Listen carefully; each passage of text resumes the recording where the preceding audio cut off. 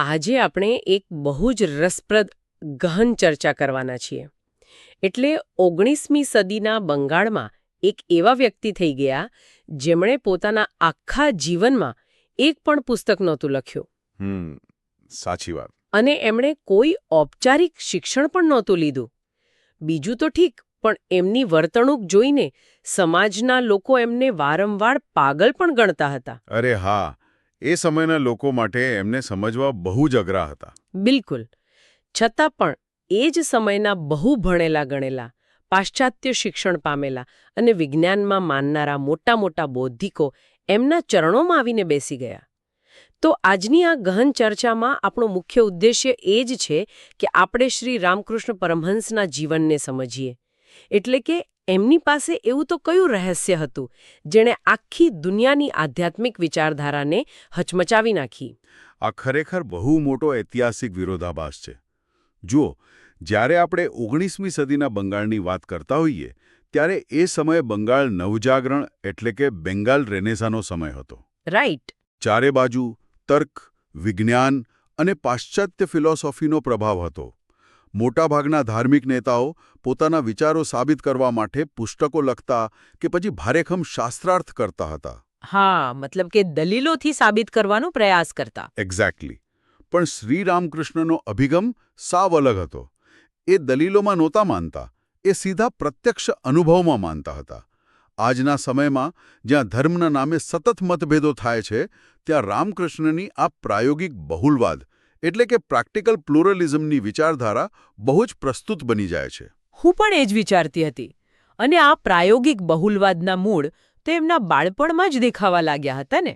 આપણા સ્ત્રોતો દર્શાવે છે કે 18 ફેબ્રુઆરી 1836ના રોજ કામારપુકુર નામના એક નાના ગામમાં એમનો જન્મ થયો. હા, અને એમનું બાળપણનું નામ ગદાધર હતું. બરાબર.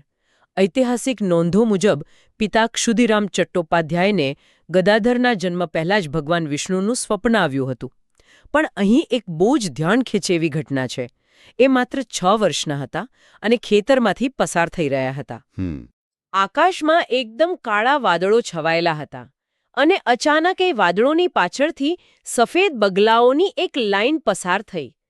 આ દૃશ્ય જોઈને 6 વર્ષનો ગદાધર એટલો અભિભૂત થઈ ગયો કે સાવ ભાન ભૂલીને જમીન પર જ ઢળી પડ્યો. હા, અને આ ઘટનાને લોકો ઘણીવાર ખાલી એક ભાવનાત્મક પ્રતિક્રિયા ગણી લે છે. પણ આધ્યાત્મિક પરિભાષામાં જોઈએ તો આ એમનો પ્રથમ સમાધિ અવસ્થાનો અનુભવ હતો. પણ એક મિનિટ, જો આજે કોઈ 6 વર્ષનો બાળક ખાલી પક્ષીઓને જોઈને જમીન પર ઢળી પડે કે બેભાન થઈ જાય તો લોકો તો એને સીધા કોઈ ન્યુરોલોજિસ્ટ કે સાયકિયાટ્રિસ્ટ પાસે જ લઈ જશે ને. શું આ ખરેખર આધ્યાત્મિક અનુભવ હતો કે પછી કોઈ માનસિક સ્થિતિ? આ બહુ સ્વાભાવિક પ્રશ્ન છે. એ સમયે એમના પરિવારને પણ બહુ ચિંતા થઈ હતી. પરંતુ તબીબી રીતે બેભાન થવું અને સમાધિમાં જવું એ બંને વચ્ચે બહુ મોટો તફાવત છે. કેવો તફાવત? જુઓ, બેભાન અવસ્થા પછી મગજ એકદમ થાકી જાય છે. માણસને કંઈ યાદ નથી રહેતું. પણ ગદાધર જ્યારે આ અવસ્થામાંથી બહાર આવ્યા ત્યારે એમના ચહેરા પર એક અનોખી તેજસ્વીતા હતી. એ અત્યંત આનંદમાં હતા. આ એક જાતનો એસ્થેટિક ઓવરલોડ એટલે કે સૌંદર્યનો એવો અતિરેક હતો જ્યાં માનવીય અહંકાર ઓગળી જાય છે. ઓહ, એટલે કે માત્ર શુદ્ધ ચેતના જ બચે છે. બિલકુલ. આ ઘટના બતાવે છે કે એમનું મન નાનપણથી જ દુનિયાવી બાબતો કરતાં અનંતતા સાથે વધારે જોડાયેલું હતું. અને આ જોડાણ 1855માં એક નવો જ વળાંક લે છે. રાણી રાસમણીએ દક્ષિણેશ્વરમાં નદીના કાંઠે એક વિશાળ કાળી મંદિર બનાવડાવ્યું. મોટાભાઈના અવસાન પછી રામકૃષ્ણને ત્યાં પૂજારીની જવાબદારી સોંપવામાં આવી. સાચી વાત છે. પણ અહીંથી જ એમના વર્તનમાં એવા બદલાવ આવ્યા જે સમાજ સમજી જ ન શક્યો. એ માં કાળી માટે એટલા વ્યાકુળ રહેવા લાગ્યા કે કલાકો સુધી મૂર્તિ સામે જ બેસી રહે. પૂજાના નિયમો પણ ભૂલી જાય અને નાના બાળકની જેમ રડ્યા કરે. માં કાળીને કોઈ પથ્થરની મૂર્તિ નહોતા માનતા. એ તો એમને જીવંત ચેતના માનતા હતા. રાઈટ. એ સતત પૂછ્યા કરતા કે હે માં, શું તું ખરેખર છે કે આ બધું ખાલી મારી કલ્પના છે? જો તું છે તો મને દર્શન કેમ નથી આપતી? આ વ્યાકુળતા એટલી હદે વધી ગઈ કે આસપાસમાં લોકો અને એમના પરિવારને પણ એમ જ લાગ્યું કે ગદાધર પાગલ થઈ ગયા છે. આ વાત સમજવા માટે મેં ક્યાંક એક બહુ સરસ ઉદાહરણ વાંચ્યું હતું. જેમ કે ધારો કે કોઈ મોટો મેળો ભરાયો છે. મેળામાં બહુ બધા રમકડા, મીઠાઈઓ અને ચકડોળ છે. બરાબર. પણ જો કોઈ નાનું બાળક એ ભીડમાં પોતાની માતાથી છૂટું પડી જાય તો શું એને પેલા રમકડા કે મીઠાઈમાં રસ પડશે? બિલકુલ નહીં. એ દુનિયાની બધી જ વસ્તુઓ ભૂલીને માત્ર પોતાની મા માટે જ રડશે. પછી ભલે ને લોકો એને ગમે તે કહે. હા, એકદમ સચોટ ઉદાહરણ છે આ. રામકૃષ્ણની મા કાળી માટેની વ્યાકુળતા બરાબર આવી જ હતી. દુનિયાવી સુખો એમને માટે એ મેળાના રમકડા જેવા હતા. અને આ જ વ્યાકુળતાનું પરિણામ એ આવ્યું કે એક દિવસ મંદિરમાં એમને દિવ્ય દર્શન થયું. પેલો પ્રકાશનો મહાસાગર, ખરું ને? હા, એમણે પોતે નોંધ્યું છે કે આસપાસના રૂમ, દરવાજા બધું જ અદૃશ્ય થઈ ગયું અને ચારે બાજુ ખાલી અનંત પ્રકાશનો પ્રવાહ જ વહી રહ્યો હતો. આ ભૌતિક અને આધ્યાત્મિક દુનિયા વચ્ચેની સરહદ પાર કરવાની ક્ષણ હતી. તો સામાન્ય રીતે જોવા જઈએ તો કોઈ પણ ભક્ત માટે આ અંતિમ મંઝિલ હોવી જોઈએ. માં કાળીના દર્શન થઈ ગયા, ઈશ્વર મળી ગયા, વાર્તા પૂરી. પણ આશ્ચર્યની વાત એ છે કે રામકૃષ્ણ માટે આ વાર્તાનો અંત નહોતો. આ તો ખાલી શરૂઆત હતી. ખરેખર. અને અહીંથી જ એમનું જીવન દુનિયાના કોઈ પણ સંત કરતાં અલગ પડે છે. 1856થી 1867 સુધી, એટલે કે પૂરા 12 વર્ષ, એમણે એક અકલ્પનીય પ્રયોગ કર્યો. એમને એક રસ્તેથી સત્ય મળી ગયું હતું, પણ એ ત્યાં નહોતા અટકવા માંગતા. એટલે કે એમણે બીજા રસ્તાઓ પણ અજમાવી જોયા. હા, ઈશ્વરને પામવા માટે દુનિયામાં જેટલા પણ માર્ગો છે, એ દરેક માર્ગે ચાલીને પ્રત્યક્ષ અનુભવ કરવાનો એમનો ઉદ્દેશ્ય હતો. એ ચકાસવા માંગતા હતા કે શું બધા રસ્તાઓ એક જ સત્ય તરફ જાય છે. આ 12 વર્ષની સાધના વિશે જાણવું બહુ રસપ્રદ છે. 1861માં ભૈરવી બ્રાહ્મણી નામના એક સંન્યાસીની દક્ષિણેશ્વર આવ્યા, જેમની પાસે રામકૃષ્ણે તંત્ર સાધના શરૂ કરી. સ્ત્રોતો કહે છે કે એમણે 64 જેટલા કઠિન તંત્રોની સાધના પૂરી કરી. પણ અહીં મને એક મૂંઝવણ થાય છે. તંત્ર સાધના તો સમાજમાં ઘણીવાર બહુ નકારાત્મક રીતે જોવામાં આવે છે. તો આવા પવિત્ર સંતે આવો રસ્તો કેમ પસંદ કર્યો હશે? આ બહુ અગત્યનો મુદ્દો ઉઠાવ્યો તમે. આજે લોકોએ તંત્રને જાદુ ટોણા કે વાસના સાથે જોડીને બહુ વિકૃત કરી નાખ્યું છે. પરંતુ મૂળ તંત્રશાસ્ત્રનો ઉદ્દેશ્ય એ છે કે ભૌતિક વિશ્વની જે વસ્તુઓ માણસને નીચે પાડે છે એનો જ ઉપયોગ કરીને ચેતનાને ઉપર ઉઠાવી. એટલે નકારાત્મકતાનો જ સાધન તરીકે ઉપયોગ કરવો. બરાબર. ભૈરવી બ્રાહ્મણીએ એમને સમજાવ્યું કે ખાલી ભક્તિ પૂરતી નથી, પ્રકૃતિ અને શક્તિના સિદ્ધાંતોને પણ સમજવા પડશે. રામકૃષ્ણએ આ બધા જ માર્ગોમાં સંપૂર્ણ પવિત્રતા સાથે સિદ્ધિ મેળવી અને સાબિત કર્યું કે સાચો તંત્ર માર્ગ પરમ સત્ય માટે છે. અને આ સિદ્ધિ મેળવ્યા પછી પણ એ રોકાયા નહીં. એ પછી તોતાપુરી નામના એક સંન્યાસી આવ્યા, જેમની પાસેથી એમણે અદ્વૈત વેદાંત શીખ્યું. હા, હવે અહીંયા બહુ મોટો વિરોધાભાસ છે. રામકૃષ્ણ તો માં કાળીની ભક્તિ કરતા, એટલે કે ઈશ્વરનું સાકાર સ્વરૂપ. જ્યારે અદ્વૈત વેદાંત માને છે કે બ્રહ્મ નિરાકાર છે, એનો કોઈ સ્વરૂપ જ નથી. આ તો બંને સાવ અલગ જ રસ્તા થયા ને. આ સંક્રમણ એમના માટે સૌથી અઘરું હતું. જ્યારે તોતાપુરી એમને ધ્યાન કરવા બેસાડ્યા, ત્યારે રામકૃષ્ણનું મન વારંવાર માં કાળીના સ્વરૂપ પર જ જતું રહેતું. નિરાકાર પર ધ્યાન નહોતું લાગતું. તો પછી એમણે શું કર્યું? ઐતિહાસિક નોંધો કહે છે કે તોતાપુરીએ કાચનો એક ટુકડો લીધો અને રામકૃષ્ણના કપાળ પર બરાબર 2 ભ્રમરોની વચ્ચે દબાવ્યો અને કહ્યું કે આ બિંદુ પર ધ્યાન આપો. તે જ ક્ષણે રામકૃષ્ણે પોતાના જ્ઞાનની તલવારથી માં કાળીના એ સ્વરૂપને કાપી નાખ્યું અને એમનું ચિત્ત નિરાકાર બ્રહ્મમાં લીન થઈ ગયું. અને આ અવસ્થાને જ નિર્વિકલ્પ સમાધિ કહેવાય છે, રાઈટ? જ્યાં માણસને પોતાના શરીરનું પણ ભાન નથી રહેતું. બિલકુલ. આ અવસ્થામાં એ સતત 6 મહિના સુધી રહ્યા. એમને ખાવા પીવાનું કે આસપાસ શું ચાલે છે એનું જરાય ભાન નહોતું. કોઈ સાધુએ પરાણે એમના મોંમાં ખોરાક ન નાખ્યો હોત તો એમનું શરીર બચી જ ન શકત. અરે બાપ રે! અને કમાલ તો એ વાતની છે કે હિન્દુ ધર્મની આ સર્વોચ્ચ અવસ્થા પામ્યા પછી પણ પ્રયોગ પૂરો નહોતો થયો. હિન્દુ ધર્મની સીમાઓ વટાવીને એમણે ઇસ્લામ અને ખ્રિસ્તી ધર્મની પણ સાધના કરી. હા, કારણ કે ખાલી વાતો નહોતા કરવા માંગતા. સાચી વાત. આપણા સ્ત્રોતો મુજબ ગોવિંદ નામના એક ગુરુ પાસેથી એમણે ઇસ્લામ શીખ્યો. એ મસ્જિદમાં જતા, નમાજ પઢતા અને એ સમય દરમિયાન એમણે મંદિરમાં જવાનું પણ બંધ કરી દીધું હતું. હા, એમણે એ ધર્મને સંપૂર્ણપણે જીવીને જોયો. પછી એમણે ઈસુ ખ્રિસ્તના ચિત્ર પર ધ્યાન ધરીને ખ્રિસ્તી ધર્મની સાધના પણ કરી. અને આ બધા જ અલગ અલગ રસ્તાઓમાંથી પસાર થયા પછી એમનું તારણ શું હતું ખબર છે? શું? કે આ તમામ માર્ગોના અંતે એમને એક જ સમાન ઈશ્વરીય તત્વનો અનુભવ થયો. કોઈ પણ રસ્તે જાઓ, અંતિમ મુકામ તો એક જ છે. એટલે જો આખી પ્રક્રિયાને પર્વતારોહણના સંદર્ભમાં જોઈએ તો જાણે માઉન્ટ એવરેસ્ટ પર ચઢવાનો પ્રયાસ થઈ રહ્યો છે. કોઈ દક્ષિણ તરફથી ચડે છે, કોઈ ઉત્તર તરફથી. બરાબર. પણ રામકૃષ્ણ એવા પર્વતારોહક હતા જેમણે એક રસ્તેથી શિખર સર કર્યું. ત્યાં પહોંચ્યા પછી આખો રસ્તો પાછા નીચે ઉતર્યા, માત્ર એ માટે કે બીજા રસ્તેથી ફરી ઉપર ચડી શકે. માત્ર એ સાબિત કરવા કે દુનિયાના લોકો જે અલગ અલગ રસ્તાઓ માટે લડી રહ્યા છે એ બધા રસ્તા એક જ શિખર પર લઈ જાય છે. બહુ જ સુંદર ઉદાહરણ આપ્યું તમે. અને આમાંથી જ એમનો એ જગપ્રસિદ્ધ સિદ્ધાંત ઉદ્ભવ્યો, જતો મત તતો પથ. એટલે કે જેટલા મત એટલા માર્ગ. ખરેખર આજના સમયમાં જ્યારે ધર્મના નામે આટલા યુદ્ધો થાય છે ત્યારે આ પ્રાયોગિક બહુલવાદ કેટલો પ્રસ્તુત લાગે છે. એકદમ સાચી વાત છે.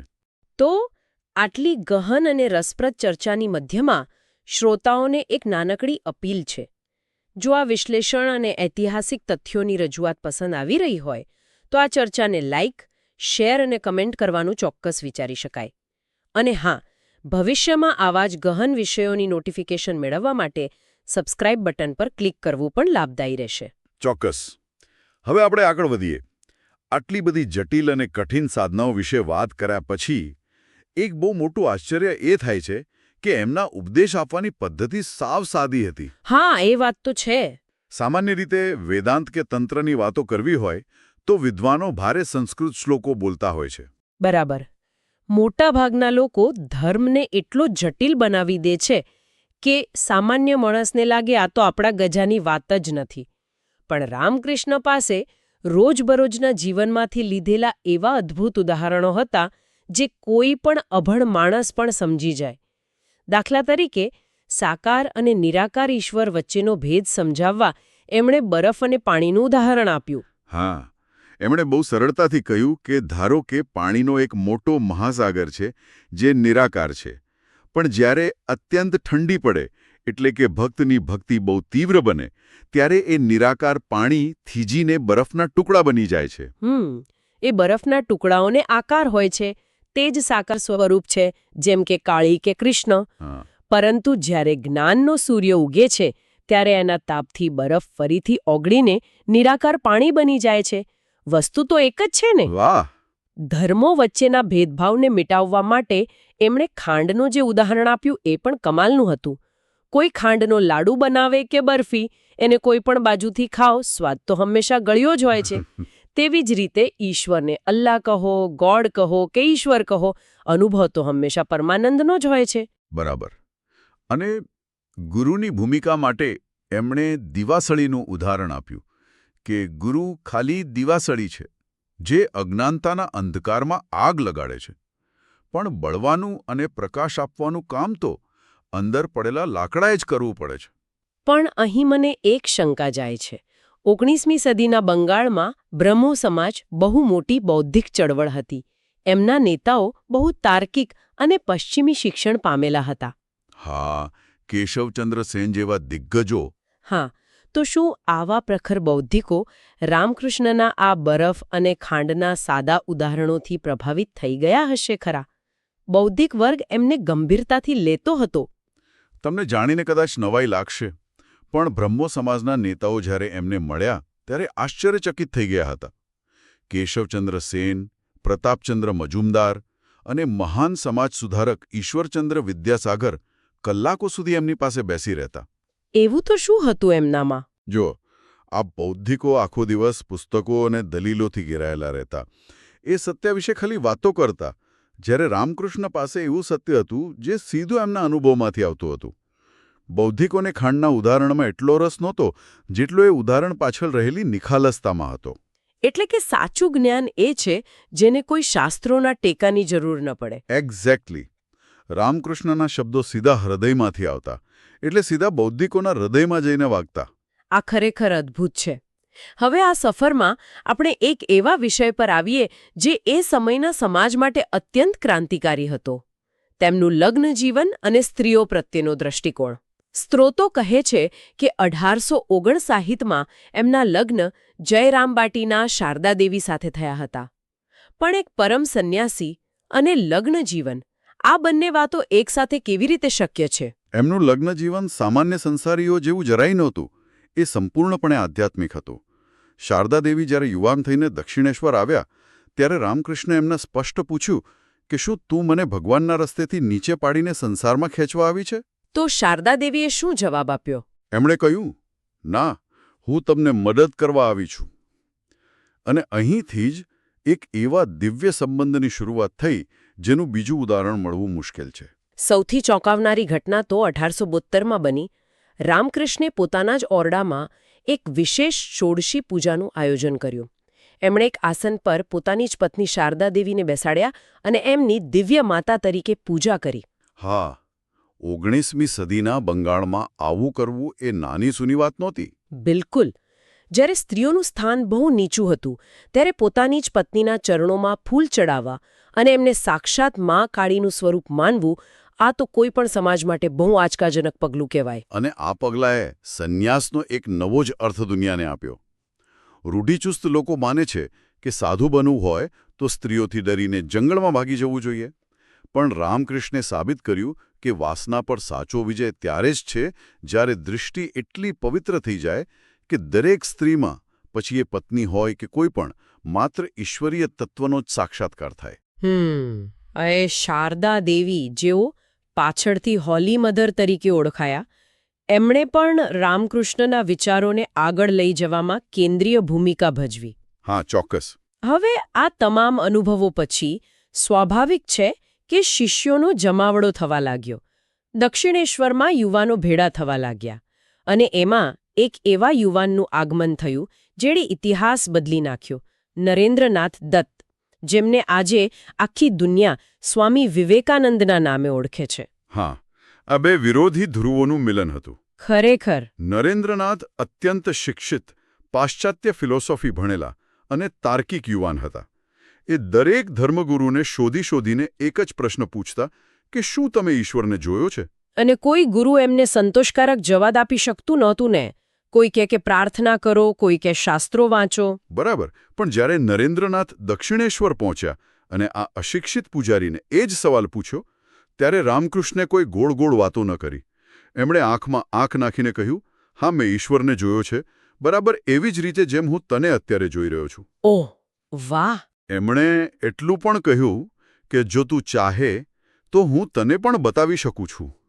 પર અહીં વિચારવા જેવી વાત એ છે કે નરેન્દ્રનાથ જેવા શંકાશીલ અને મૂર્તિપૂજાનો વિરોધ કરનારા યુવાન રામકૃષ્ણ જેવા ભાવુક સંત તરફ આટલા બધા આકર્ષિત કેમ થયા? કારણ કે તર્કની એક મર્યાદા હોય છે અને નરેન્દ્રનાથ એ મર્યાદા સુધી પહોંચીને થાકી ગયા હતા. એમને ખાલી બૌદ્ધિક ચર્ચાઓ નથી જોઈતી, એમને સત્યનો સીધો અનુભવ જોઈતો હતો. વિવેકાનંદ સત્ય શોધી રહ્યા હતા, જ્યારે રામકૃષ્ણ સત્યને જીવી રહ્યા હતા. એટલે એમનો નિખાલસ પ્રેમ વિવેકાનંદના તર્ક પર ભારી પડ્યો. બિલકુલ. આ જોડાણને સમજવું હોય તો એમ કહી શકાય કે રામકૃષ્ણ એ અગ્નિ હતા, જેણે અનુભવ પ્રગટાવ્યો, અને વિવેકાનંદ એ પવન હતા, જેણે તે પ્રકાશને પૂરી દુનિયામાં ફેલાવ્યો. અગ્નિ અને પવન, આ જોડાણે ખરેખર દુનિયા બદલી નાખી. પરંતુ 1885માં સમય કઠિન બનવા લાગ્યો. શ્રી રામકૃષ્ણને ગળાનું કેન્સર થયું.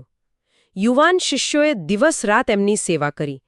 અને આ જે સમય છે જ્યાં ભવિષ્યના રામકૃષ્ણ મઠનો પાયો નંખાયો. હા.